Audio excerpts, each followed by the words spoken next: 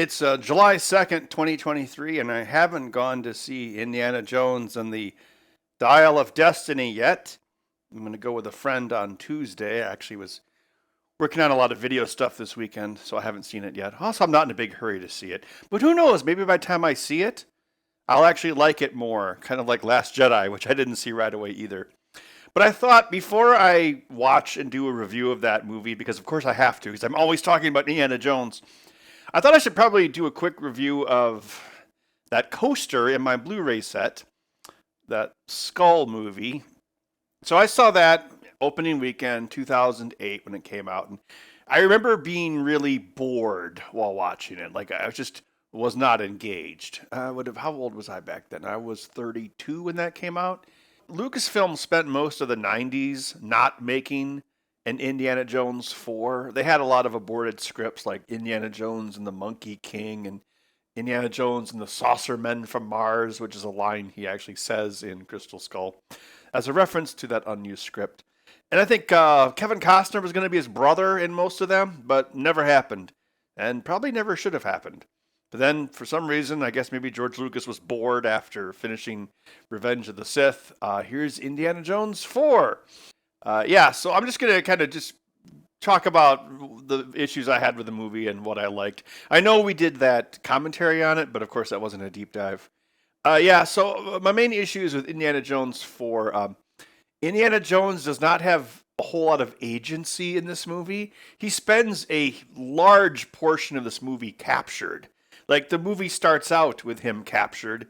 He escapes, and then, the government kind of captures him. And then there's a chase sequence through a college. That's actually a pretty good scene with the motorcycle. And then he's like, oh, well, we're going to go to Peru or whatever to look at the Nazca lines. And, then he gets captured again by the Russians. And then then there's a part with the snake. Then they get captured again. And then they escape. And then they kind of get captured again at the end, which is kind of like the end of Raiders or Last Crusade, where it's like, oh, you must help us with the alien skull. So, yeah, he just spends so much time in the movie being captured. It feels like he's not able to do anything.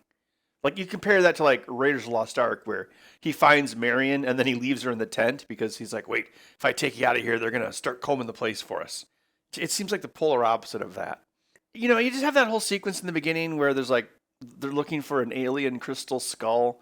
And, okay, so here's the thing. You have, like, 3 movies that are about religious magic, right? And then I'm not saying like they're totally doing the ancient aliens thing, which is very mainstream now thanks to the History Channel. It wasn't as mainstream in 2008. I mean, what was that book? Chariots of the Gods, that was back in the 60s or 70s. So I mean, the concept's been around for a long, long time.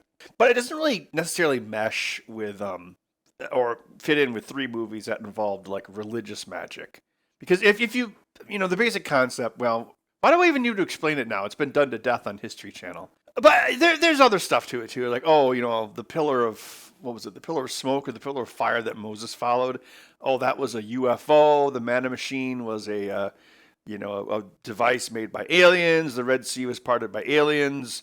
The thing is, if you kind of have ancient aliens, it kind of invalidates the magical part of religion, because it's like, well, stuff did happen, but it had not a supernatural origin. It had a extraterrestrial high technology origin. So I don't really think that's such a great fit. At least when you get like a Dial of Destiny, it's like a magical dial. Yeah, so that's kind of my issue with it. And also, like the skull, it's not only does it have the convenient magnetism, but it's like, is it really? It's a strange MacGuffin, because it's like, oh, the skull was in this cave, or in this tomb. A tomb with no booby traps, by the way. That was super lame. Well, but actually, wait. The old guy goes in there.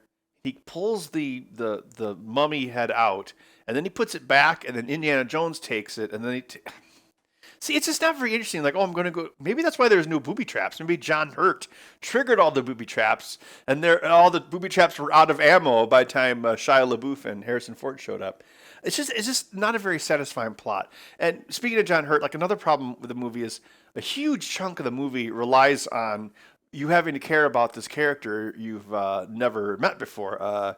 Oxley? They call him Ox, the John Hurt character. It's like he was a professor, and then he was like the mentor to Shia LaBeouf. It's like, great, but like, what does this character mean to us? It's like, why do we care? I mean, we know, Marion, obviously we understand. It's like, it really should have been just like trying to find Marion, that would have been the way to do it. Yeah, but Harrison Ford does a pretty good job in the movie, although he's not really given a whole lot of interesting things to do. I think Shia LaBeouf actually is probably the best part of the movie. He's the only one actually trying. He's not just phoning it in like what's her face from Lord of the Rings, Kate Blanchett. She's kind of hamming it up. Maybe phoning it in is not the right word, but I don't know. She's just not super believable as a villain. Also, her plot. I mean, even though it's kind of relevant because it's like, oh, we want to make you like us. It's about like mind control and subterfuge, and that's an interesting plot, but it's not as interesting as like ghosts coming out of the Covenant or a Nazi turning into a dried up skeleton. It's mind control isn't visually interesting as a weapon in a movie. So that stuff's kind of boring. And of course, yeah, you're in the 50s, so it's got to be the Russians, which is fine. It all feels kind of like inert and lifeless, and the plot's also kind of really strung together. It's like, oh, Ox, this person you're supposed to care about, he's in this cell, and the cell is like enormous. The cell would be like a $50,000 a month apartment in New York, and oh, he drew all over the walls somehow. Oh, but then we kicked him out because he was crazy, and they kind of follow those clues, and then they go to like that graveyard where there's the grave with no booby traps. And again, like, why not let Harrison Ford be the one that finds the skull? It's like, you must find this skull or we'll kill Marion. Because then there's actually some stakes. Like, where are the stakes when you're trying to retrieve something that's already been retrieved and put back?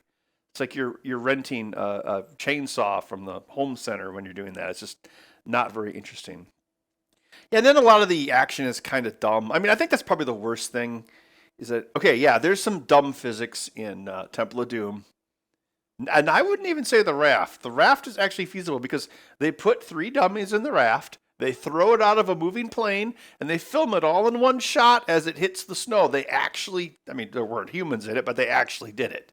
Or like the big bucket of water that somehow fills up that entire cave and then also sprays out the back. See, they should have made it like a dam or an underwater aquifer, because then you wouldn't know what the volume of the water was, and therefore it would be more believable that it fills up the whole cavern. So that's kind of stupid.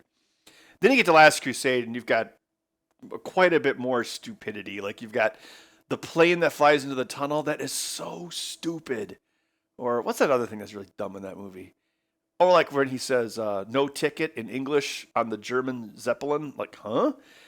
Yeah, I don't know. So yeah, you have kind of some questionable physics in the other movies, but you don't have Karen Allen driving a duck truck off a cliff, landing onto a branch, and the branch bends over like it's Looney Tunes and then drops them in the water. I mean, I think that's even worse than the vine swinging thing, because at least with a vine, there's like, oh, look, there's the vine. If I have some inertia and I grab the vine, I could possibly swing on the vine. Like, how did Karen, why do I say Karen now?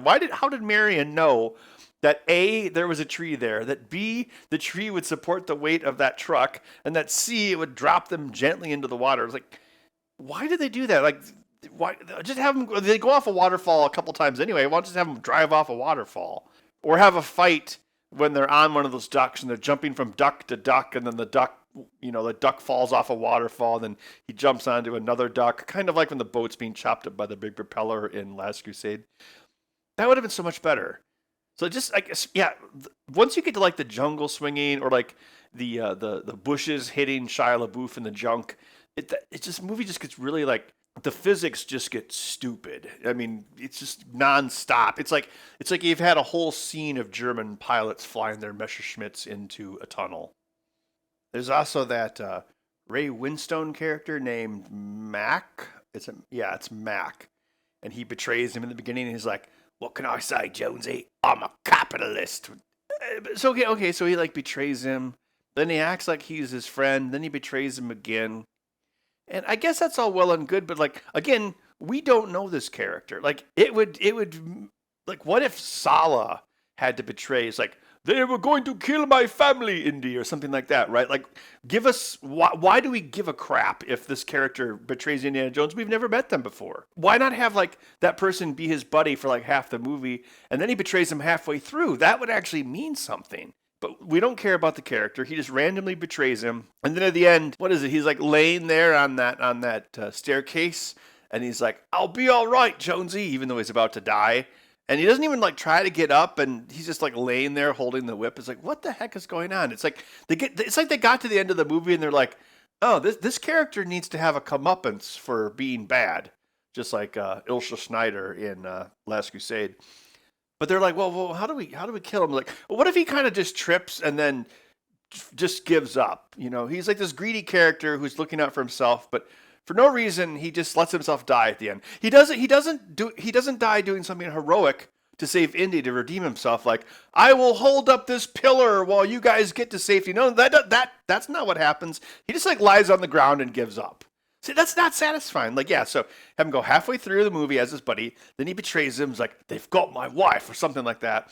And then he realizes, "Hey, I'm a jerk." You know, like, have him do something heroic, like a heroic death. Oh, well, yeah, perfect example, like Aliens. You know, Aliens has great examples of like obstacle characters that work. Like, you have like Gorman, the guy who's like telling Ripley, "You don't know anything about aliens. I'm in charge."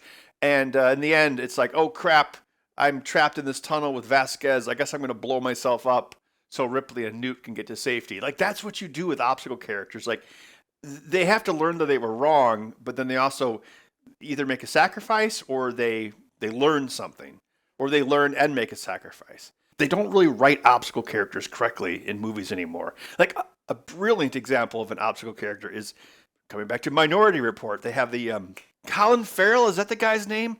The guy who like is always holding the rosary, and he's like, "I'm gonna investigate the true crime division," and then he's the one hunting for Tom Cruise. That's an obstacle character. He's not the villain. That's Max von Sydow, but he thinks he's right, and so he's impeding the hero. But then in the end, he realizes, "Oh, I was wrong. Tom Cruise was right. Oh crap!" And I have, again, I have been sacrificed, or I have a comeuppance. Or if you look at like Gremlins 2, you've got that guy. What's that guy's name? He's the holographic doctor in Star Trek Voyager, and he's like, "Oh, I'm going to be mean to Billy. You know, I'm his supervisor in this tower, and I'm gonna make him work late, and I'm gonna not believe him about the Gremlins." He's an obstacle character. And then in the end, he doesn't get killed, but then he ends up having to marry a gremlin. So he gets a comeuppance.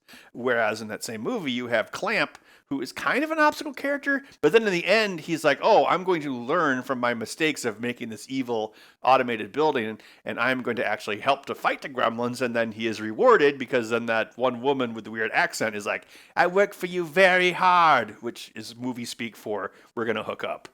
So yeah, like, they don't make obstacle characters like they used to. But yeah, in general, there's just so many things about that movie that feels artificial. Like, I don't know, like, you've got there's that sand thing in the third act where like they pull the plugs out and the sand causes those towers to rise up in the middle, which would never work unless they were completely reinforced with like rebar. Even then it wouldn't work. And then like, oh, then there's this pit, and then everything. Oh, I guess if aliens built it, I guess that kind of explains it. But I don't know, it just doesn't really, it feels like a theme park, not actually like a lived-in world. It's like the Indiana Jones Stunt Show Spectacular, not Peru. I know everyone, the shorthand is just to say, "Oh, too much CGI," but it's not even just the CGI. It's just like, they've got that scene where that big machine is chopping down the jungle, so they have a path. And so Indiana Jones blows that up, and then how are they proceeding through the jungle? Like, where are these roads coming from? They've destroyed the machine that was creating the roads. I mean, first of all, you've got this machine in an Indiana Jones movie with giant rotating blades, and nobody goes through it. Like, yeah, right? Wilhelm scream. Do the big sequence, blah, blah, and then at the end, someone goes through the blades, and that wouldn't follow it up because a person is a lot softer than a tree. But somebody's got to go through the blades, right? Come on. And then, I don't know, it's like, again, like the physics. Like, if you're standing between two vehicles and this big plant hits you in the junk, like, you're gonna go flying off the vehicles. It just didn't feel real because it's fake. Versus, oh look, there's a stuntman being drugged under a truck, or we threw a life raft out of a plane. It looks real because it's real. The stuff that does work in the movie, there's some good humor. I love the part where he says, "Why didn't you make him finish college?" Because that is completely on character, and it is like Indy becoming his father. But then they kind of blow it because everyone loves Last Crusade. Like it's like everyone's favorite Indiana Jones movie. But okay, great. So now here's Indy's son, right? And he's like, I guess it was a beatnik, right? Because it was like the 50s no, not a beatnik. He was a greaser. But it's like, okay, well, they should have done something more with that. And then at the end, oh my God, they missed a perfect opportunity. At the end, Indiana Jones says something to him like, "You'll get there someday, Junior." And then the scene ends. It's like you have Shia LaBeouf, his face, you have a scowl on his face, and then he says, "Don't call me Junior." And then actually end the movie right there, right to credits. That would have been great. I mean, he obviously hooks up with Marion anyway. We don't need a wedding, right? So you should just end the movie. Don't call me Junior. Dun dun dun dun dun dun. Dun, directed by Steven Spielberg. Really fake looking action. A lot of really dumb physics. A plot that isn't really very satisfying. Like Indiana Jones having to stare at a skull, and so yeah. I mean, I don't think he was really too old in that one. Like, I mean, he still looks pretty good in that movie. It holds up pretty well. It's not as unbelievable as the clips for this new one look. But here's the thing, like stories, yeah. When you have a story has a beginning, a middle, and here's the important part, it has an end. A story ending is actually a really important part of a story because if you think about like the purpose of storytelling, it's about life lessons, it's about making you feel good, it's about reaffirming the human condition. I'm starting to kind of get into like Joseph Campbell here, but and also it's about like satisfaction and absolution, like feeling like, oh, I might have felt stressed about something in my life, but seeing Luke Skywalker deal with his father, which was really the main metaphor of the old movies. Now I have some reconciliation in my life. But now things never end. It's like you can't just let Indy literally go off into the sunset with his father. You have to have sequel and another sequel. It's like if they made the Shawshank Redemption today, it would be like, "I found my friend Andy Dufresne on the beach," and then it would pan over to like an end credits scene, and the warden would be like sitting there in the bushes looking at them with binoculars, and then he would lower the binoculars, and it'd be like, "Oh, it's the warden." Sequel? You're taking the relief, like the release of tension that you give, like, oh, here we've finished the story, everything's good now, so we've built up tension and now we've released the tension, like catharsis. You take that away, it's like you're reintroducing tension into the audience. It's like that's not what a story is supposed to do. Like ultimately, it's like, oh, I've got these deep-seated fears about my life and my parents, and I'm gonna die. And that's why the hero's journey and all that, it's basically a metaphor for the stages of life. So by presenting that in a story form or a movie form, you help people kind of accept their human condition, and you tell them that in the end it's okay, and they'll it should be all right. Or you give them oh, hey, maybe your life's not going so great, but here's a story about someone else that faced conflict, be it Indiana Jones or be it some dude swallowed by a whale. And then here's how they resolve their story. So now you too can take solace in the fact that there could be a happy ending to your story. But no, now it's just never ending sequels and wardens with binoculars hiding in the bushes. 3 Indiana Jones movies was all we ever needed. One more thing to say about sequels. I think what happens is when you wait way too long to make a sequel to something, and like think about it, like you had like between not Last Crusade, Return of the Jedi and The Phantom Menace was 16 years. Well, the distance between Last Crusade and Crystal Skull was 19 years. That's way too long, because the longer you wait, the more times people will just watch the original movies over and over and over, and then they almost become like a holy text. Like these are the stories of Indiana Jones. So like anything you do that deviates from like kind of like what people expect is going to be under more scrutiny because of the amount of time that's passed. And even back in the original trilogy, like there was a lot of backlash to Temple of Doom because it was so dark, and it was one of the movies that actually helped usher in the PG-13 rating because of all the that movie was PG, believe it or not. That and Gremlins pushed for PG-13 or caused the push for it. But and then you had like Last Crusade, which was actually kind of a reaction to Temple of Doom. They kind of like, oh, okay, let's kind of play it safe and just do basically the same story as Raiders again. But I'm just saying, so but when so much time passes, like 19 years between 3 and 4, or 15 years between 4 and 5. It's like you you have all these ideas in your head, like what you think an Indiana Jones movie should be, and the more time that passes, like the more that the older films get ingrained into your brain, and then you're less likely to accept anything new, even if it's good.